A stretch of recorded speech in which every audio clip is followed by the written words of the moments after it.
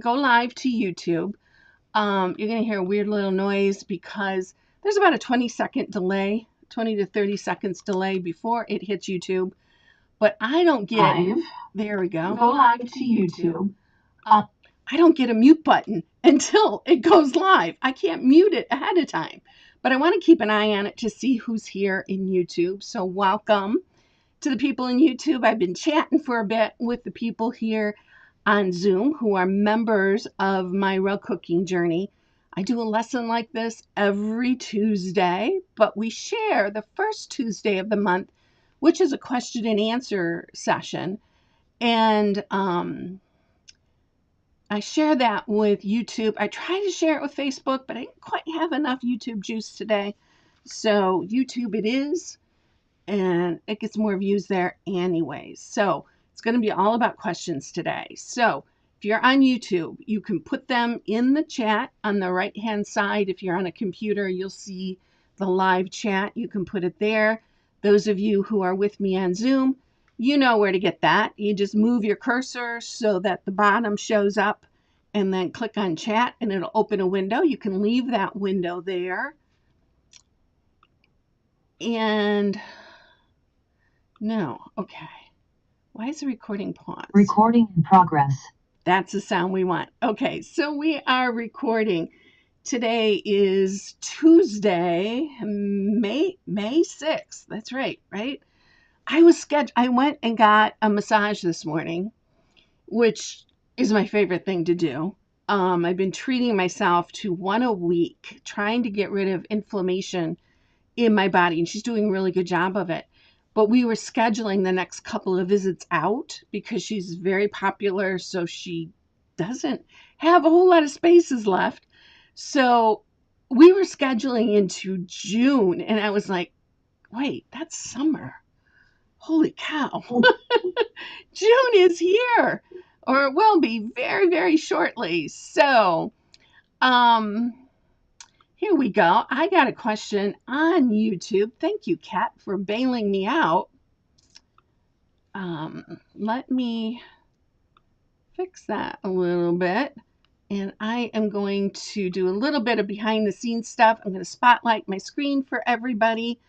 And I am also going to mute everybody. But if you need to, who are on Zoom, if you need to butt in and ask questions, remember that little trick where you can just press your space bar and you can talk when you're holding it down, kind of like a, what do they call those, like walkie-talkies?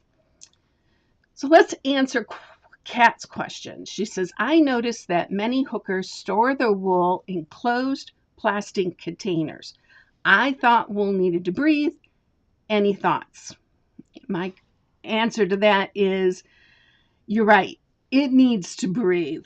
If you notice my shelving, it does not have a solid back. It's open. It sits probably about 6 inches away from the wall.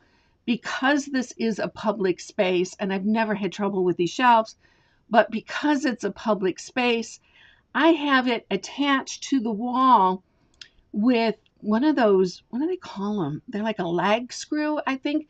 It's got a screw that's like this long, and it's probably a 1/4 inch big, and you need a man to do that. You screw that into the wall, and then I put the heavy duty zip ties, and I don't pull it tight against the wall, right? I just need it to stop it from moving any direction, and I put that zip tie from there to that anchor, which was put into a stud. But that said, because it's 6 inches away from the wall, I put lights behind it. Cloth moths do not like light, so they're going to hate that environment, right? Because there's no dark, scary corners. It does tend to cut down on the spiders, although right now I've got quite a collection going on back in there, because what used to happen is I would take a lot of this wool off the shelf, pack it in my van, drive to a live workshop, right? When I got home, before I brought that wool into the house, I cut those ties from that big old anchor, and I would move the shelving out because every connection, like this connection, this connection, this connection, every connection has been zip tied to keep it together. You never, ever, ever want to try to move those shelves if you don't have them zip tied together. Ask Kim how it goes. She tried to do it once. It'll literally just fall apart and it like pukes all your wool onto the floor. So not a good thing. But while my shelves are mostly empty, then I can move the shelving. I can get back in there. I can clean really good. I usually spray the floor with some diatomaceous earth. That keeps away some of the critters because they don't like that. Diatomaceous earth is just very finely ground up seashells. And if you sprinkle that, ants don't like it. Spiders don't, anything that has to walk through it doesn't like it because it's a desiccant, meaning it dries out their skin and in many cases it'll kill them. So yeah, and it's safe. You can buy food grade, so even if it gets in your food, you're still good. And it doesn't hurt the humans. It just hurts the bugs. But plastic containers, when you stick wool into plastic containers and then seal it, what can happen? You can get condensation. I cannot talk today. And that'll create moisture inside the plastic tote. The cloth moths are going to love that because they like a nice quiet place where there's nobody interfering with them. They're um, they like the same environment we do, the same temperature, the same humidity, that whole thing.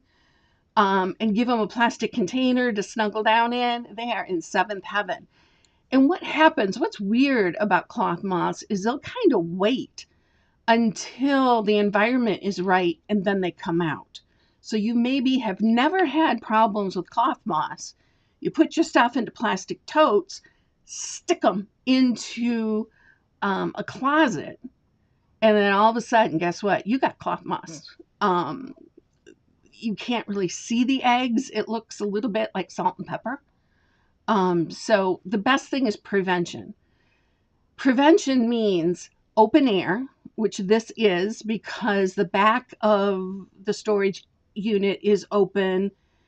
The sides are open. The front is open.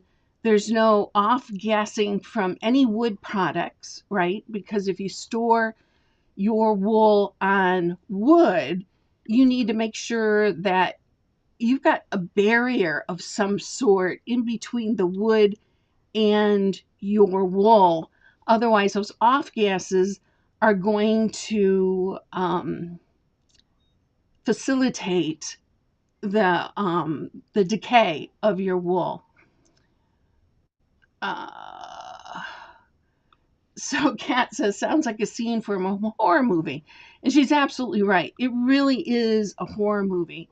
When I wrote the book Dying Without Dye, which right now is out of print, but I hope to have it back in print before August of this year.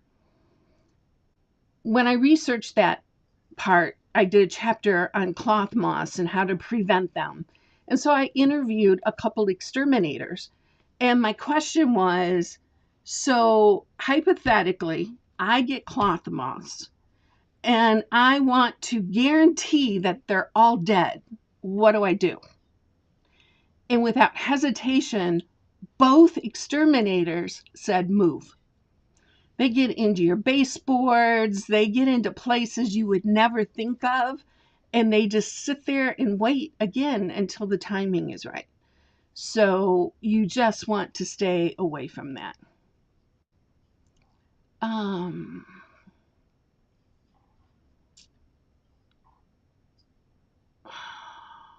I don't know what some of those questions on YouTube are. They don't sound like they go to rug cookers, so I'm going to ignore those for now. If you want to rewrite them so it pertains to rug cooking, I'd be happy to entertain that. Let me see what's going on Zoom. Any other questions that you have? I usually have some lessons sitting around that I haven't talked about. Did I Have I ever talked about this one? Diana, I'm looking at you because you come to everyone. Yes. I did Yes, talk yes, about yes, this one. Okay, so I won't talk about yes. that one. That'll be a little members thing. Um, One thing I don't think I talked about was this little bag. This bag is one that I'm gifting to my um, roommate. My roommate of what it'll be 25 years this summer. Pam and I um, go way back, and she's always been my roommate at Sauter. But this is a 31 bag, which did you know that they are going out of business? So what I like about it, it's a small little size, right? There's not much to it. Mine is white, has butterflies on it. I absolutely love it. But this is the bag that I take from my rug cooking tabletop when I'm in class, and everything that I want to make sure I take back to my room goes in here and lives in here while I'm in the class. So my thermos, okay, that lives in there. If I have anything else, I don't know. Sometimes I bring my journal down for the rug cooking class. That goes in there, right? If I have like, I don't know, what else would it be? If I'm having trouble with having a little bit of sniffles, and maybe I'm not sure, if I've got tissues in my room, or I stole the tissues out of my room to take them to the classroom, that goes in there because I want that back at my room at night. What happens for me when I am done hooking for the day and it's time to leave? I have usually worked right up to the maximum, meaning I have worked until, what am I rolling on? I have, stayed in the hooking room probably longer than I should have. And now I'm tired and I'm not thinking straight. But what's nice is all I have to do is grab that one bag. So now when I get back to the room, first thing I want to do is put my PJs on and wash my face. I don't want to go, oh, shoot, my journal's back at the hooking table. Oh, shoot, now my thermos that I got to clean out and wash for the morning is back at my rug cooking class. Everything I need stays with me 100% of the time. So that's a big tip for when you're at a live workshop. Have something. It could be, I like the tabletop version. It could be a tote bag, it could be a box that you cover in paper to make it pretty, whatever it is, it doesn't matter. But have something that is, this has to go wherever I go, right? If I'm vending, I'll put my change purse in here, where I put all the money from the sales and make sure that it doesn't get left, sitting right at my rug cooking station. And I say that in confidence because that's happened more than once to me. So that's my tip. That's how I've been surviving live workshops, is with a tote that can go back and forth with me. Okay. No new tips or no new questions from YouTube. What about you guys on Zoom? Does anybody have a question?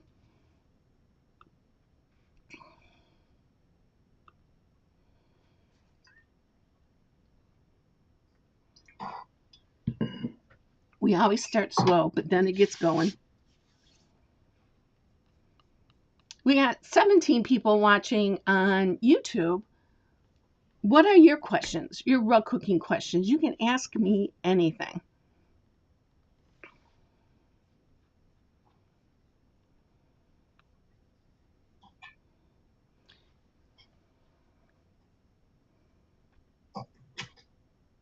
So one thing coming up that you're going to want to mark on your calendar, I think it's July 29th.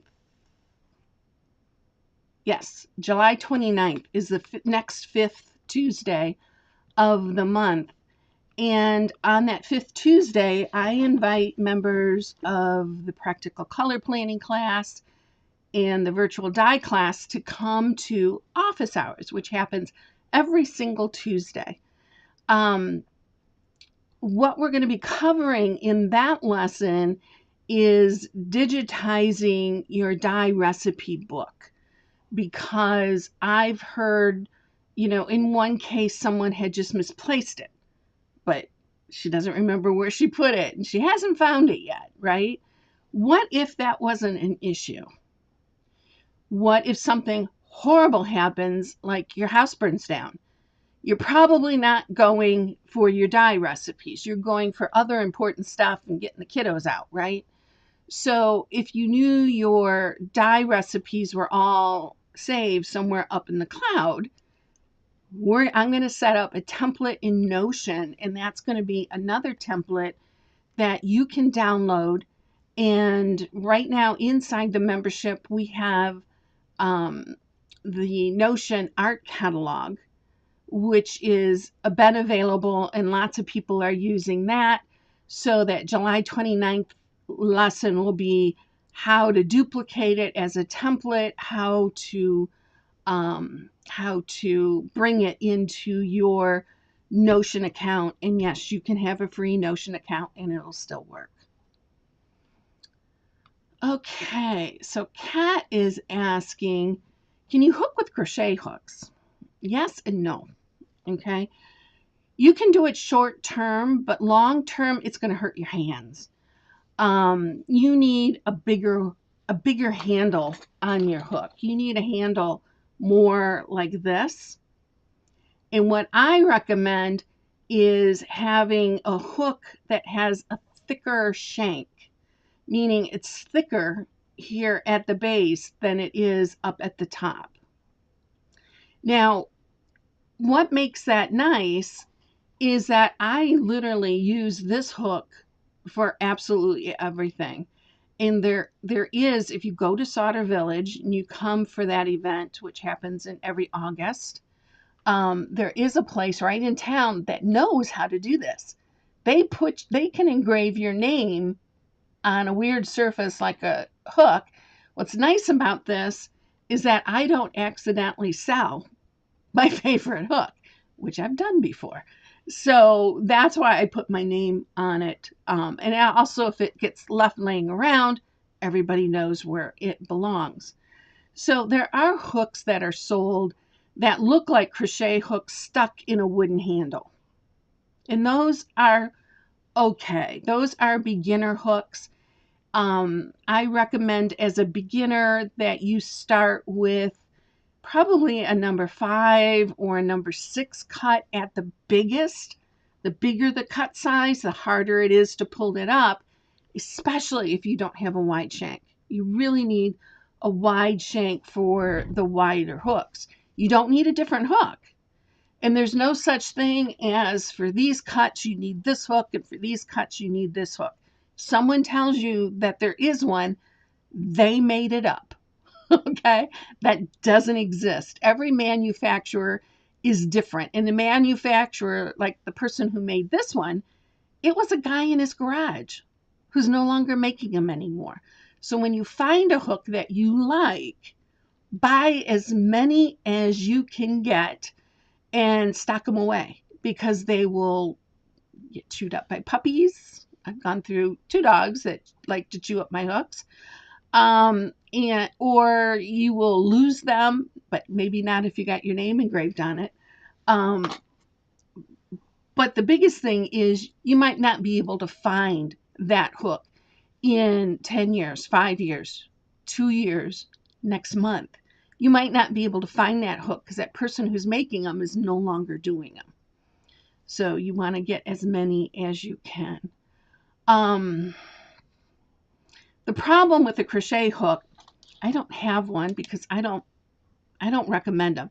A pencil hook looks something like this, right? It's got a skinny little shank and it's got a hook that sticks out on the end. And a lot of people will use those like this. I do not recommend that, okay? I do not recommend, I've seen some people hold this kind of hook like this. Do not hold your hook like this. Swing it down and get that into the palm of your hand It'll give you a lot more leverage.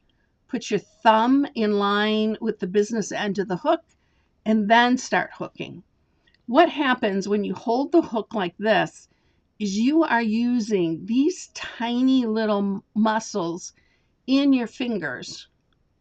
And I know 3 rug hooking friends who have had to have surgery on their hands due to repetitive damage, and all of them used a pencil hook. Okay. So far, knock on wood, nobody I know has had to have anything done to their hands by using a hook like this with a nice thick handle that you can hang on to. You want that handle to fit your hand. Not everybody's hand is the same size. I like it when it fits right in that kind of dimple of my palm. The other thing that you can look for, not all hooks have them, not even all the hooks that I have them. Let's see if I can find one. Well, this one was probably made from a crochet hook. I don't use it much anymore. But what I do like about it, let me see if I can turn this. Do you see this little flat space that's in there? That's a thumb rest. I love a thumb rest. Now, if you've got a hook like this that does not have that thumb rest, you can simply line up your thumb with the business end of your hook, right? So it's curling up like this, and that's where my thumb is.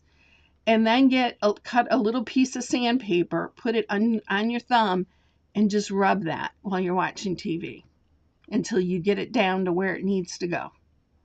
That's going to be the easiest way to do that. So you can put the little thumb dimple into your hooks simply by doing that.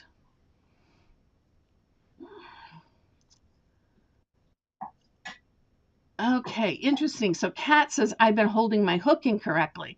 That's a big thing. There's a lot of teachers who don't correct that. When I get a beginner, I want to make sure that they are not holding their hook like this, because that's setting them up for, first off, they can't hook the hours that I can, even with my arthritis. They can't hold up to me because they're using these little tiny muscles. And when you do the hook in the palm of your hand, you're using your shoulder, your arm, your wrist, you're using everything. And those muscles can take that kind of repetitive where your little fingers really can't. So, good news, Kat. Change the way you hold your hook. Might feel weird. It might feel so weird that you don't even want to use it that way. But if you give it time, say for one day, I am going to hook and I am going to hold it like this, and I'm not going to cheat. I'm just going to do the whole day like that. By the end of the day, you'll be fine. So Brenda is asking, how are your quartz countertops holding up to your wool dyeing? Do you need to clean them differently than for mica countertops? No. First off, in all honesty, my quartz countertops have not been installed yet, but Kim's have been there for a long time. And she dyes more than probably all of us here combined, right? Because she's dyeing every day, all day, because that's her business.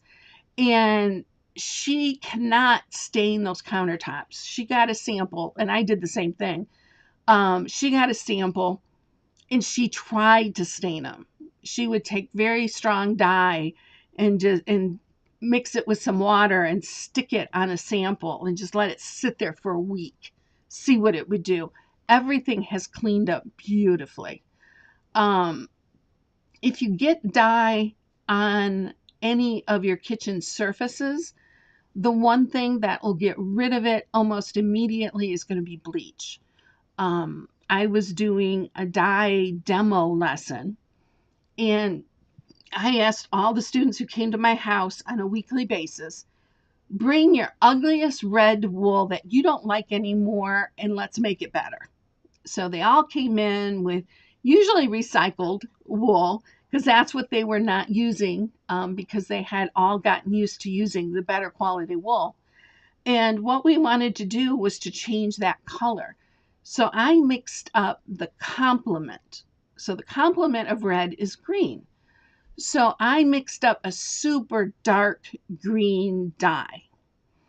And as I'm talking, I'm doing this with my hands as I tend to do, right?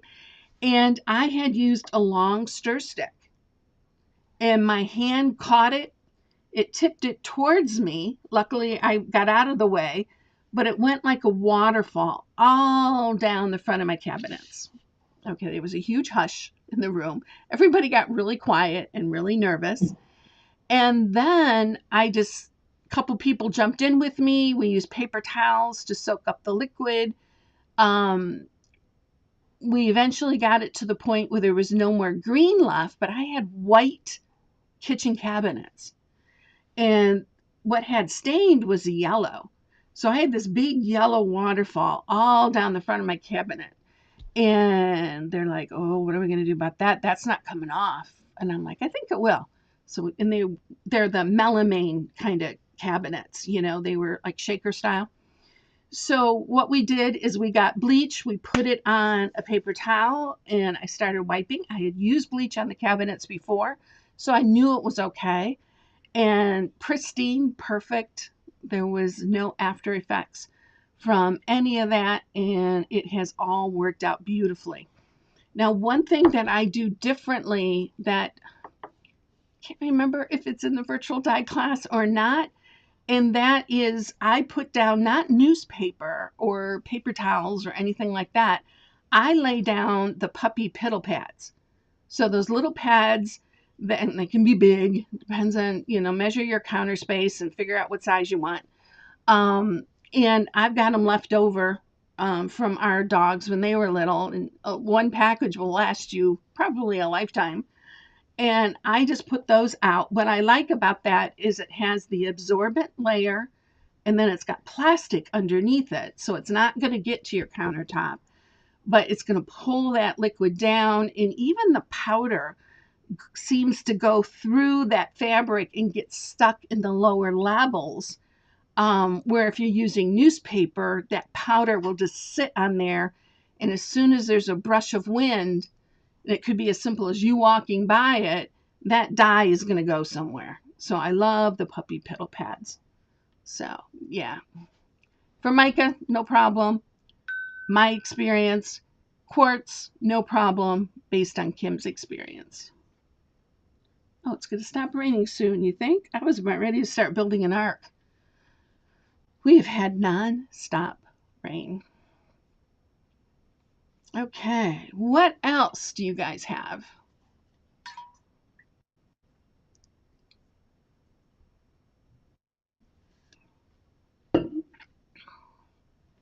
Any questions from people in Zoom?